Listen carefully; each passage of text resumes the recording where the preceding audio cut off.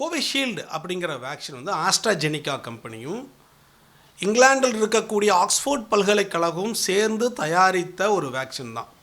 இது கிட்டத்தட்ட 170 நாடுகளில் வந்து அப்ரூவல் பண்ணி கிட்டத்தட்ட 300 கோடிக்கு மேற்பட்ட டோஸுகளை வந்து எல்லா மக்களுக்கும் போட்டிருக்கிறாங்க. இதன் மூலம் வந்து ஒரு சின்ன பிரச்சனை வந்துச்சு. அதாவது என்ன அப்படின்னா, ரத்தம் உறைதல் இருக்குது. இந்த பிரச்சனைகளால் இந்த வேக்சின் போட்டவங்களுக்கு ரத்த உறைதல் இருக்குது. ரத்த உறைதல் இருக்கிறதுனால சில பக்க விளைவுகள் வந்திருக்குது, மாரடைப்பு வந்திருக்குது, மூளை சம்மந்தப்பட்ட பிரச்சனைகள் வந்திருக்குன்னு சொல்லிட்டு இது சம்மந்தமான வழக்குகளும் வந்து ஈவன் லண்டன் போன்ற நகரங்களில் நீதிமன்றத்துக்கு வந்துச்சு. அப்போ அந்த நிறுவனம் என்ன சொன்னுச்சு அப்படின்னா, உண்மைதான், இது போன்ற இந்த ரத்தம் சம்பந்தப்பட்ட குறைபாடுகள் வருவது மிக மிக மிக அரிது, மிக ரொம்ப கம்மி பேத்துக்கு 0.01 விழுக்காடு தான் வந்திருக்குது அப்படிங்கிற ஒத்துக்கிறோம் அப்படின்னு கோவிஷீல்டு சொல்லியிருக்கிறாங்க. ஆனால் இந்த கோவிஷீல்டு போட்டதுனால கோடிக்கணக்கான உயிர்கள் பாதுகாக்கப்பட்டிருக்குது அப்படிங்கிற தகவல்களும் தரவுகளும் அவங்களுக்கு சொல்லியிருக்கிறாங்க. ஒரு வேக்சின் நம்ம போடும் பொழுது அதில் நன்மைகள் இருக்குது, குறைந்த அளவுக்கு தீமைகள் இருக்குது, நம்ம ஒத்துக்கணும்.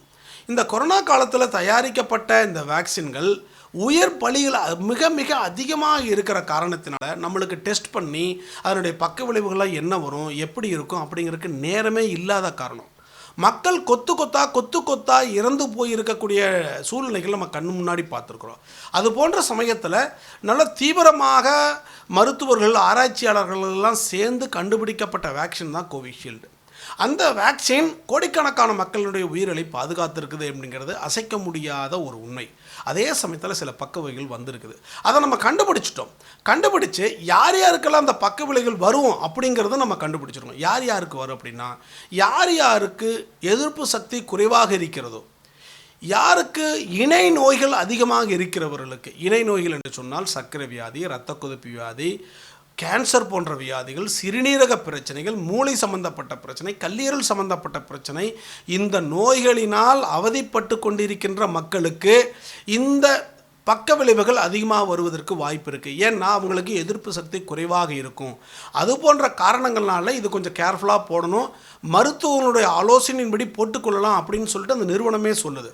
ஆக எப்படின்னா, நல்லா இருக்கிறவங்க, இளைஞர்கள், நல்ல வாலிபர்கள், எதிர்ப்பு சக்தி அதிகம் உள்ளவர்கள், அவர்களுக்கு பக்க விளைவுகளே வருவது இல்லை அப்படிங்கிறதா உண்மை.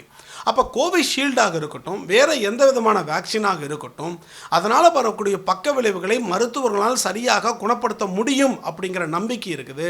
அதை பற்றி அச்சமோ கவலையோ இந்த பயத்துறையோ நம்ம வாழ்ந்திருக்க தேவையில்லை அப்படிங்கிறத நம்ம சொல்லிக்கிறோம்.